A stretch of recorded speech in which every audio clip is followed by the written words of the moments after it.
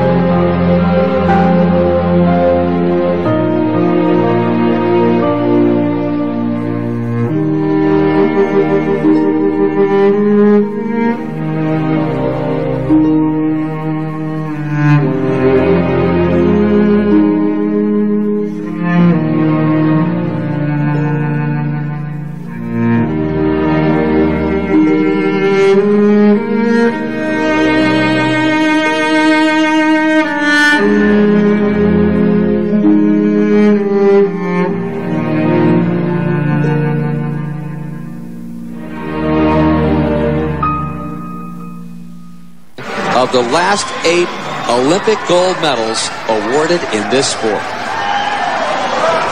Well, who would have thunk it? Laura said all along that if she did that 4th round dive for above 7.5 or 8, a back 2.5 somersault with 1/2 twist, she has the high degree of difficulty. She equals the degree of difficulty of the 2 Chinese in this round at 3.0. Is it going to be good enough to get the gold medal? Is it going to be good enough? Laura Wilkinson thinks it might be. She's going straight in. She made a...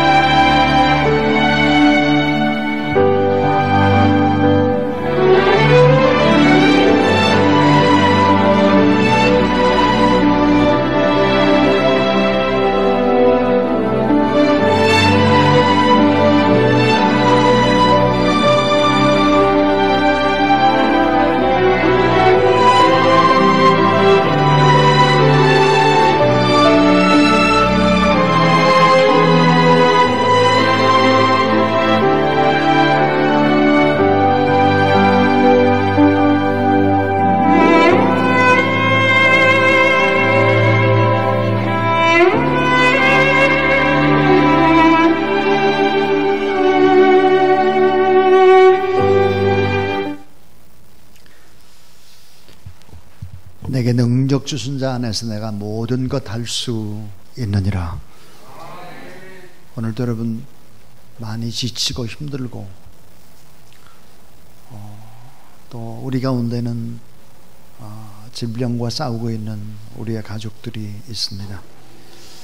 이 말씀을 붙잡고 다시 회복하고 일어나는 주사랑 가족들 다 될 수 있기를 주님의 이름으로 축원합니다.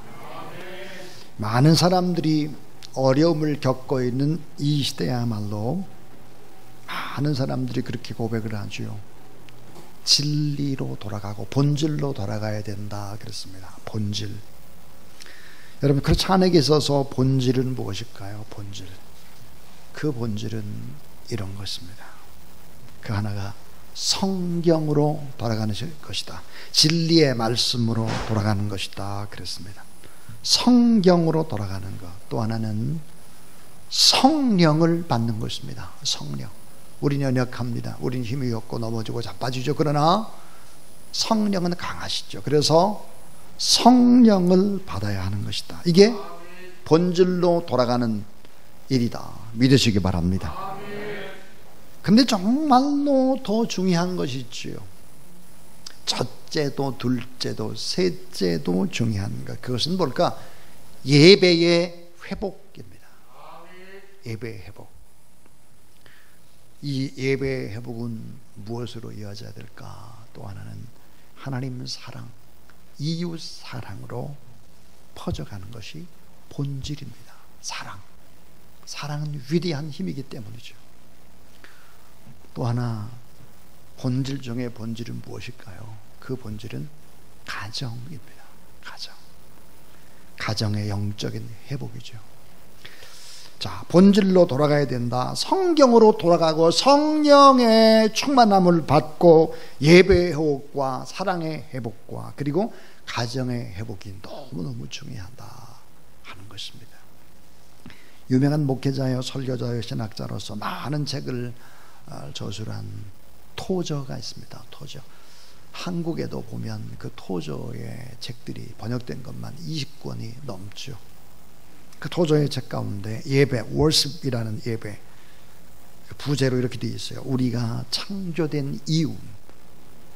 토저는 이렇게 설명을 하고 있습니다. 우리는 예배를 위해 태어났다. 우리의 영혼은 위로부터 거듭났다. 우리는 예배를 위해서 창조되어졌고 그리스도 안에서 또 재창조되었다. 예배를 위해 태초가 있고 중생이라는 새로운 시작이 있었다. 예배를 위해 교회가 존재한다. 교회는 무엇보다 하나님을 예배하기 위해 존재한다. 예배 이외에 다른 것은 모두 다 두 번째, 세 번째, 네 번째로 존재하는 것이다. 참된 예배 회복이 얼마나 중요하냐 그랬습니다. 오늘 시편 145편은 정말 주옥 같은 하나님의 말씀입니다. 이 다윗은 하나님을 찬양하고 하나님을 예배한 것에 대한 요약의 말씀입니다. 요약. 총 시편 145편은 21절로 되어 있습니다. 근데 히브리어 알파벳이 22개인데요. 이 22개의 알파벳, 히브리어 알파벳 순서대로 1절은 알렙으로 시작하고 2절은 베트, 김멜, 달렛, 해 이렇게 쭉 내려가죠. 히브리어 성경을 보면 시편 145편 1절부터 시작돼서 이게 1절, 2절 쭉 가는 동안에 알파벳 순서로 쭉 다 배열되어 있습니다. 그런데 13절 뒤에는 히브리어 단어로 눈이라는 단어가 와야 되는데 이 단어가 빠졌습니다. 그리고 이제 14절부터 쭉 나갔죠. 자, 이거는 바로 즉흥으로 지은 시가 아니라고 하는 거예요. 그것은 운율에 맞췄고 특별히 하나님을 찬양하고 하나님을 예배하는 것들을 차곡차곡 모아놓은 것입니다. 아주 심오한 시편이죠. 참 중요한 진리의 말씀들이 예배와 찬양이 함축되어 있는 것이 시편 145편입니다. 여호와 하나님의 위대하심을 선포하고 그 위대하신 하나님은 우리와 아주 가까이 계셔서 은혜롭고 자비하다 하는 것이고, 그 여호와 하나님은 우리가 하나님을 찬양할 때 결국은 영원한 통치가, 하나님의 나라가 이루어진다라는 그런 내용입니다. 자, 하나님은 위대하셔서 멀리 하늘 위에만 계시는 분이 아니라 그분은 인간에게 찾아오시는, 멀리 계신 분이 아니라 낮고 비천한 인간을 향하고 계신다. 우리 애낙함과 유한성을 잘 아시는 하나님, 그래서 우리를 공감하시고 다 이해하시고 불쌍히 여기시고 오래 참고 기다리신다. 그러다가 마침내 참 인간이 되셔서 이 땅에 오시고 유한한 인간을 대신해서 십자가에 죽으신다. 오늘 말씀은 이와 같은 하나님을 찬양하는 예배자, 그 예배자가 되라고 하는 참 귀중한 보물과 같은 하나님의 말씀입니다. 시편 145편 1절과 2절 3절에 보니까 왕이신 나의 하나님이여 내가 주를 높이고 영원히 주의 이름을 송축하리다. 내가 날마다 주를 송축하며 영원히 주의 이름을 송축하리다. 여호와는 위대하시니 크게 찬양할 것이라. 그의 위대하심을 측량하지 못하리로다. 그랬습니다. 참 귀한 진리의 말씀이죠. 자, 왜 코로나 바이러스 같은 질병이 창궐을 하게 됐을까? 그 이유는 무엇일까? 그것은 인간 탐욕에 대한 하나님의 심판이다 하는 것이 성경의 진리입니다. 창조 세계를 무너뜨리고 하나님을 경외하지 않았고 무분별한 개발과 생태계 파괴와 환경 오염과, 이것은 다 인간의 무서운 이기심 때문이라고 하는 것입니다. 다시 말하면 온전히 하나님을 예배하고 하나님을 찬양하지 아니할 때 그런 사람들 때문에 결국은 인간이 타락을 하게 됐다라고 하는 것이죠. 자, 인간이 타락하면 잃어버리는 가장 중요한 영적인 현상이 뭘까 하는 거예요. 인간이 타락을 하게 되면 잃어버리는 영적의 현상이 뭘까? 그 첫 번째가 바로 따라하세요. 하나님에 대한 찬양이다. 하나님 찬양을 잃어버린다는 거예요. 인간이 타락을 하면 잃어버리는 것이 뭘까? 하나님을 찬양하는 것을 뺏겨버리는 것입니다. 타락한 인간이 맨 먼저 빼앗기는 것 찬양이다. 인간이 타락한 후에 남는 노래가 있습니다. 자, 하나님 찬양을 뺏기고 남는 노래가 뭘까? 사랑이 변질인데요. 그것은 바로 남녀간의 사랑을 주로 노래합니다. 남녀간의 사랑. 남녀간의 사랑이 점점점 육신의 정욕으로 음란과 퇴폐로 흘러가는 것이죠. 그러다가 나중에 남녀간의 사랑은 자기 사랑으로 흘러갑니다. 자기 사랑, 뉴 에이지죠. 이런 자기 사랑으로 노래가 변질되는 것입니다. 악한 자들은 절대로 하나님을 찬양하지 않습니다. 하나님을 오히려 욕하고 하나님을 저주하고 예수 그리스도를 믿는 사람들을 우습게 여기죠. 타락했다는 반증입니다. 인간의 범죄와 타락, 우리에게서 하나님에 대한 찬송이 다 빠져나가기 시작하는 것이죠. 마귀가 다 빼앗아가는 것입니다. 자, 구원받은 사람이 할 수 있는 가장 위대한 일이 뭘까? 그것은 하나님을 찬양하는 일입니다. 자, 원래 하나님을 찬양하는 일은 누구에게 시켰는가? 천사들에게 시켰습니다. 천사. 그래서 여러분 성가대나 찬양팀이 찬양하는 모습을 보세요. 우리는 천사와 같다 그래요. 천사. 원래 천사들이 하는 일이 찬양이었습니다. 인간을 창조한 이유도 찬양 때문이죠. 구원받은 사람만 하나님을 찬양할 수 있죠. 절대로 죄인들은 하나님을 높일 수 없어요. 하나님에 대한 신앙 고백을 할 수가 없습니다. 하나님을 믿지 않는 죄인들의 죄, 그들은 죄를 노래하죠. 그리고 그들의 왕인 마귀가 좋은 노래를 하기 시작하는 것이죠. 우리가 하나님을 찬송하는 것은 뭘까? 따라하세요. 하나님을 선포하는 일이다. 그래서 하나님이 왕이심을 선포하는 거예요. 왕이신 나의 하나님, 내가 주를 높이고 내가 영원히 주의 이름을 송축하리다. 그래서 이렇게 선포하면 마귀가 떠나가는 것입니다. 저도 놀래고 여러분도 많이 놀랬던 일들이 지난주에 있었습니다. 7월 10일입니다.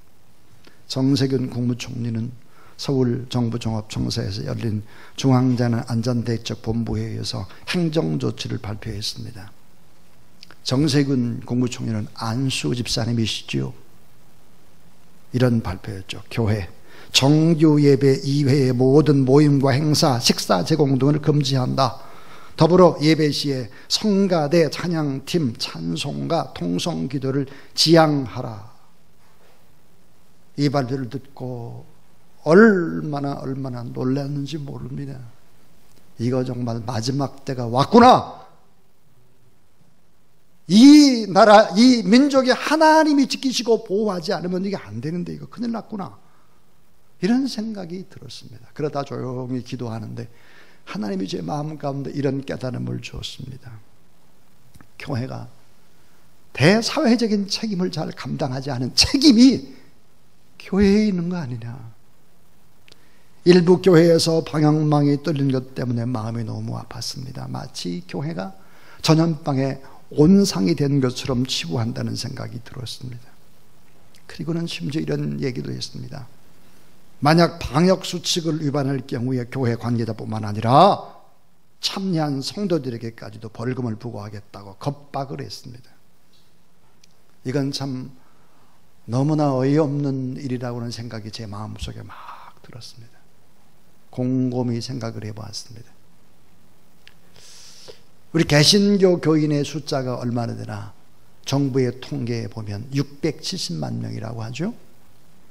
670만 명과 관계된 사람들 이런저런 따지면 아마 그 영향력이 1000만 명은 될 것입니다. 1000만 명. 저희 교회를 포함해서 정말 대부분의 교회들은 철저히 수칙을 지키고 나라와 민족을 위해서 얼마나 많이 회개하며 부르짖고 있습니까? 우리가 지난주에 100개의 회개 제목을 우리가 서로 다 나누지 않았습니까? 100개? 근데 참 억울하다는 생각이 들었습니다. 미래목회 포럼이라고 하는 아주 건실한 교단의 중견 목회자들이지요. 그분들이 이런 성명서를 냈습니다. 현 정부의 청년실업 정책 실패와 부동산 정책 실패, 행정자치 지도자들의 타락에 대한 국민들의 따가운 눈초를 돌리기 위한 불순한 동기가 아닌가. 이런 이야기들을 성명서로 발표가 되고 있습니다. 여러분, 저는 제가 맨 서두에서 이야기한 것처럼 정말 교회가 사회적 책임을 감당하자면 안 된다는 얘기를 제가 수없이 이 재단에서 했습니다. 우리는 가난하고 우리는 힘들어도 이 지역사회를 우리는 섬겨야 되고 이 지구촌을 섬겨야 되고 저 북한 땅을 섬기는 일에 우리가 허리띠를 졸라매지 않으면 교회가 존립이 안 되는 것이다. 이런 얘기를 수없이 했어요. 제가 뭐 큰 교회 이렇게 하면 안 된다는 얘기를 많이 했습니다. 그럴 때마다 제가 듣는 소리가 있어요. 우리 목사님 무슨 큰 교회에 대한 콤플렉스가 있나? 왜 저러시나? 그런 얘기 참 많이 들었습니다. 여러분, 현실이 지금 이렇게 된 거죠. 잘 보셔야 될 것입니다. 성경은 강조하죠. 타락의 극치를 보여주는 것이 뭘까? 찬양을 뺏어가는 것입니다. 찬양을 뺏어가는 거예요. 찬양을 뺏는 세력이 뭐예요? 마귀의 세력입니다. 결국은 마귀가 뭡니까? 거짓의 아비입니다. 도적이고 강도입니다. 결국은 어때요? 살인이에요. 살인. 자살하도록 배후에서 조장하는 것입니다. 성경의 얘기죠, 이게. 성경. 여러분 다 마스크를 끼고 지금 예배를 드리는데 마스크를 끼고도 힘차게 하나님을 찬양하는 그런 여러분 되길 바랍니다. 지금 가정에서 인터넷 예배 드리는 여러분 적당히 예배 드리지 말고 하나님 앞에 온전한 예배를 드리는, 그렇게 하나님 앞에 찬양하는 그런 여러분 되길 주의 이름으로 축원합니다. 시편 144편 15절 이레한 백성은 복이 있나니 여호와를 자기 힘으로 삼는 백성은 복이 있도다. 시편 33편 12절 여호와는 자기 하나님을 삼는 자 곧 하나님의 기업으로 빼신 바된 백성은 복이 있다 그랬습니다. 그래서 이 인간에 대한 타락의 극치, 그것은 하나님에 대한 찬양을 뺏는 것이다 그랬습니다. 두 번째입니다. 그럼 우리는 어떻게 될까? 따라하세요. 한순간도 쉬지 말고 지속적으로 하나님을 찬양하라. 자, 한순간도 쉬지 말고 지속적으로 하나님을 찬양하라. 우리의 입에서 찬송이 없어질 때 어떻게 될까? 염려가 찾아오고 죄의 유혹이 접근해오고 하나님을 등지고 세상을 향해 나가게 되고, 찬송이 죽으면 마음이 병들고 시험에 빠지고 마귀의 지배를 받는다 그랬어요. 그러면 자, 하나님을 찬양하면 어떤 일들이 벌어질까? 놀라운 기적들이 벌어집니다. 하나님을 찬양할 때 어떤 일들이 일어나나? 찬양은 위대하신 하나님의 선포요, 은혜와 자비로우신 하나님의 선포, 영원한 하나님에 대한 선포입니다. 그러니까 치유와 회복의 능력이 나타나고 환경적인 축복이 나타나고 싸움에서는 승리하고 기도 응답은 일어나고, 하나님이 싸워주셔서 감사 찬송을 할 수 없는 상황인데도 감사 찬송을 할 수 있도록 하나님이 만드셔서 결국은 하나님을 찬양하는 나라를 어떻게 만드느냐? 따라하세요. 국가가 부강하고 평안하게 한다. 이게 성격이죠. 국가가 평안하고 국가가 부강하게 만드는 것이 바로 찬양하는 나라입니다. 그러므로 찬양을 못하게 제재를 가하는 일은 어리석은 일이죠. 우리가 불편해도 마스크를 끼고도 꼭 하나님을 찬양해야 될 이유입니다. 인간이 타락하면 일어나는 중요한 영적 현상, 하나님에 대한 찬양을 뺏긴다. 그래서 우리는 한순간도 쉬지 말고 지속적으로 하나님을 찬양해야 한다 그랬습니다. 어제 설교 준비를 하고 있는데 문자 한 통이 날아왔습니다. 그 문자 바로 위희강 목사님 있었습니다. 제가 이 문자를 여러분에게 말씀드리는 것은, 위희강 목사님은 위태식 우리 원로 장로님의 아들이기도 합니다. 또 박경희 권사님의 아들이죠. 이렇게 문자가 왔습니다. 목사님, 위희강 목사입니다. 오랜만에 인사드립니다. 모든 치료를 마치고 6월에는 익산도에 내려가라고 했는데 거의 문제가 없었던 대장에 약간의 바이러스 양성 반응이 나와서 일주일에 2번씩 체크업하고 있는데 조금씩 수치는 떨어지는데 음성이 안 돼서 계속 아산병원에서 치료를 받고 있는 중입니다. 암 치료가 1년이 넘어가는데 심적으로 많이 답답하고 지치곤 한답니다. 그 와중에 주님께 물어봅니다. 왜 자꾸 막으시는지요? 또 인내하게 하시는지요? 어떤 계획을 이루고자 하시는지요? 그런 와중에 깨닫는 것은 그 어떤 상황 속에서도 그럼에도 불구하고 범사에 감사하는 것이, 또 저의 연약함을 인정하고 더욱더 주님을 의지하라는 마음이 들었습니다. 부족한 저를 위해 지금까지 기도해 주셨는데 주님이 저를 더욱 단련하신 후에 정금같이 쓰임받을 수 있도록 기도해 주시기를 바랍니다. 진심으로 감사드리고 주사랑교회 교우들에게 감사합니다. 귀한 주일 되시기를 바랍니다. 여러분이 고난 중에도 위희강 목사님이 감사하는 것처럼 우리의 삶에 어려움이 와도 고난 중에도 감사하고 찬송하고 더욱더 주님을 의지하고 믿음으로 나가는 저와 여러분 우리 모두 다 될 수 있기를 주의 이름으로 축원합니다. 왜 그럴까요? 하나님은 능력의 하나님, 그분은 사랑의 하나님, 긍휼이 풍성하신 하나님, 우리가 간절히 기도할 때 반드시 응답하시는 하나님이기 때문입니다. 자, 마지막 세 번째, 제일 중요한 얘기를 하겠습니다. 그 세 번째는, 자, 구원자이시며 거룩하신 통치자 하나님을 찬양하라 그랬습니다.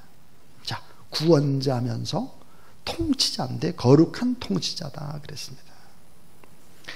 여러분, 구원자 하나님을 높이고 거룩한 통치자 하나님을 찬양할 때 어떤 일들이 벌어질까요? 놀라운 일들이 벌어집니다. 그것은 바로 찬양하는 자리에 하나님의 나라가 임한다는 사실을 믿으시기 바랍니다. 오늘 찬양팀이 아까 찬양을 했습니다. 찬양을 하게 되면 이미 하나님의 나라가 찬양한 자에게 임한다, 그렇게 찬양을 했어요. 우리가 하나님을 찬양할 수밖에 없는 이유, 우리를 구원하는데 그 구원에 나타난 하나님의 사랑이 너무너무 놀랍고 하나님의 능력이 너무나 크시기 때문입니다. 자, 백화점이 무너졌어요. 백화점이 무너졌는데 거기에서 살아났을 때 얼마나 자신이 기쁘고 주변의 사람들이 기쁠까요? 배가 침몰되어져 가는데 구사일생으로 살았어요. 얼마나 기쁨이고 감사합니까? 불이 났는데 자기만 기적적으로 살았어. 이거 엄청난 거죠. 근데 구원이라고 하는 것은 무너진 집이나 침몰하는 배나 불타는 집이나 이런 데서 혼자 살아난 것과 비교할 수가 없습니다. 그것은 구원이라는 것은 바로 기적 중에 기적이고 최고의 불가사의인 기적이고 이성으로 전혀 설명이 되지 않는 기적이다. 하나님 앞에서 우리가 누구였을까요? 멸망받아야 될 죄인이. 더 심각한 것은 전적으로 구원의 필요성을 전혀 느끼지 못하는 무지와 교만한 사람들이, 육신의 욕망을 따라서 소망 없이 살던 사람들이, 사는 집이 불이 붙어서 타고 있는데 움직이지 못하는 식물인간과 같았어요. 우리가 이런 사람, 전적 무능하고 전적 타락하고 전적으로 구원받을 수 있는 자격이 없는 사람들, 우리는 다 마귀의 자녀들이었는데 하나님께서 우리들에게 하나님의 말씀을 듣게 하고 의식을 깨우쳐 주시고 멸망 상태에서 빠져나오게 해주시고, 그리고 우리의 남은 인생을 하나님의 영광을 위해 살도록 인도하셨다. 너무너무 우리를 사랑하셔서 하나님이 오늘 이 자리까지 우리를 인도하셨다는 사실을 믿으시기 바랍니다. 그분은 우리를 아들, 딸 삼기를 누구보다도 원하셨던 분이죠. 저의 친구 가운데 아주 가까이 지내는 친구가 아이 하나를 입양을 했습니다. 그 아이가 다 컸죠. 또 둘째를 또 입양을 했어요. 그 참 대단한 친구죠. 그래서 어떤 분은 이제 뭐 4명, 5명도 하기도 합니다.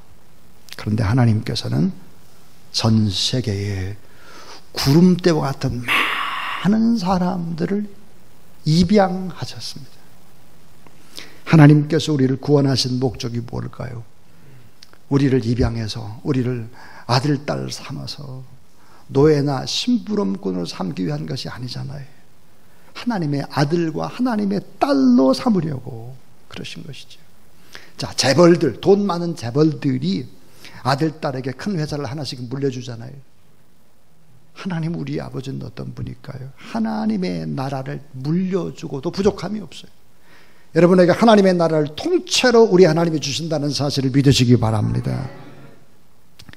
구원의 핵심이 뭘까요? 하나님이 원하는 것이 무엇일까요? 그것은 우리가 하나님의 아들처럼 하나님의 딸처럼 되게 하시고, 그 다음에 오늘 우리에게 따라하세요. 하나님의 아들과 딸처럼 행동하라. 그것을 기대하는 거예요. 아들, 딸처럼 말하고 아들, 딸처럼 살아가고 아들, 딸처럼 그렇게 하나님만 바라봐야 되지 않겠느냐. 하나님은 하나님의 모든 귀한 것을 다 몽땅 우리에게 주고 싶어 하시죠. 우리에게 뿐만 아니라 우리의 자녀, 우리의 가정, 이 나라의 민족 가운데 다 주기를 원해요. 그래서 사도 바울은 이렇게 말씀을 합니다. 에베소 3장 18절 19절에 능히 모든 성도와 함께 지식에 넘치는 그리스도의 사랑을 알아.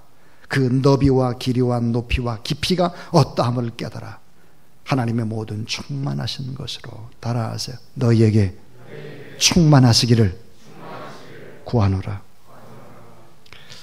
구원자 하나님을 찬양하라.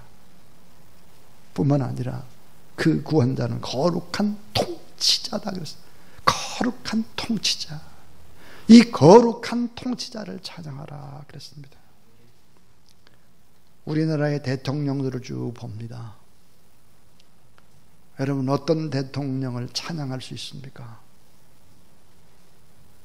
거룩한 통치자는 하나님 한 분밖에 없는데 이 거룩한 하나님의 통치 그를 찬양을 하게 되면 어떤 일이 벌어지나 하나님의 나라가 임하는 거예요. 하나님의 나라가 하나님의 통치 거룩한 통치가 나타나는 하나님의 나라가 우리 안에 임하는 것입니다.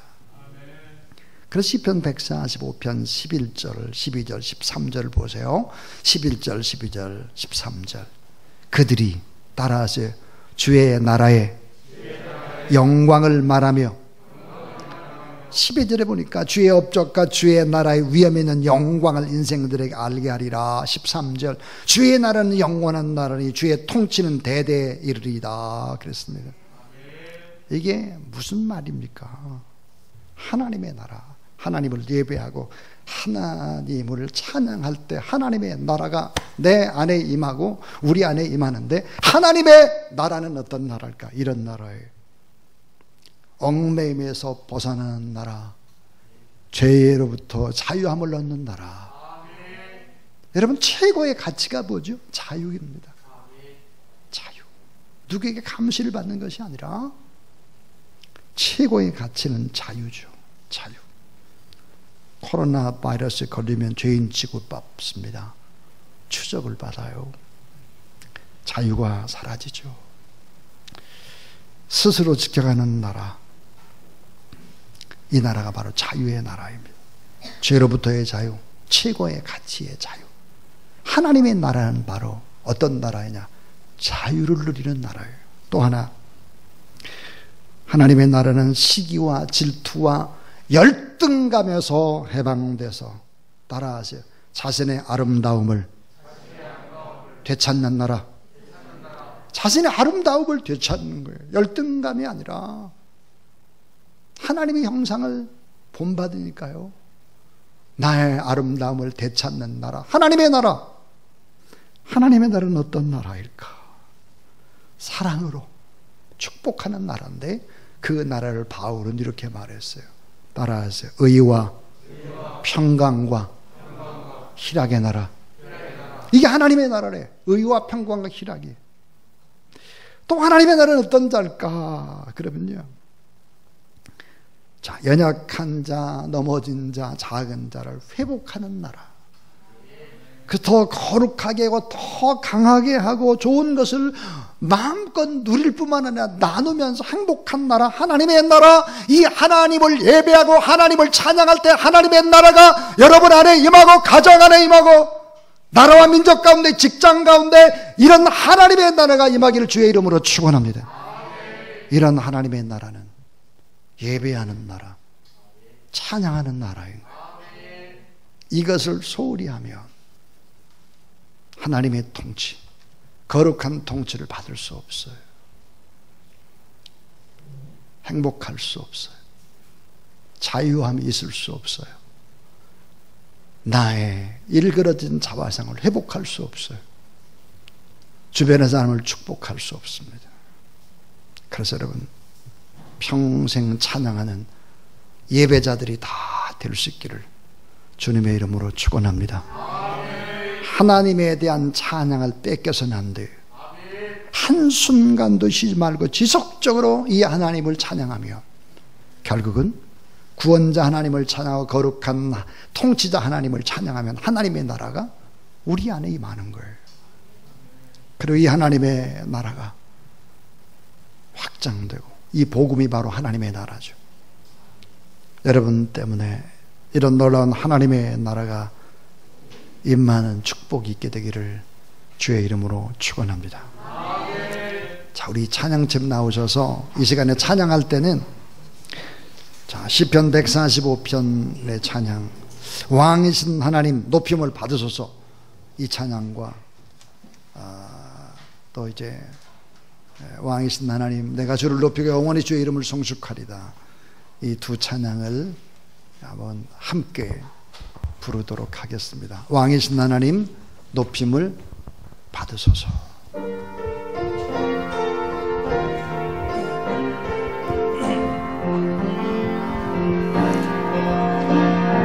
왕이신 하나님 높임을 받으소서. 찬양하리라 영원히 높임을 받으실 그 이름 찬양하리라. 예수 그리스도를 찬양합니다. 그리스도 진리로 다스리네. 기뻐하라 온 땅이여 찬양하라. 거룩하신 그 이름 높이리라. 다시 한번 왕이신 하나님, 왕이신 하나님 높임을 받으소서. 찬양하리라 영원히 높임을 받으실 그 이름 찬양하리라. 우리를 통치하시고 다스리시는 예수 그리스도, 그리스도 진리로 다스리네. 기뻐하라 온 땅이여 찬양하라. 거룩하신 그 이름 높이리라. 그리스도 그리스도 진리로 다스리네. 기뻐하라 온 땅이여 찬양하라. 거룩하신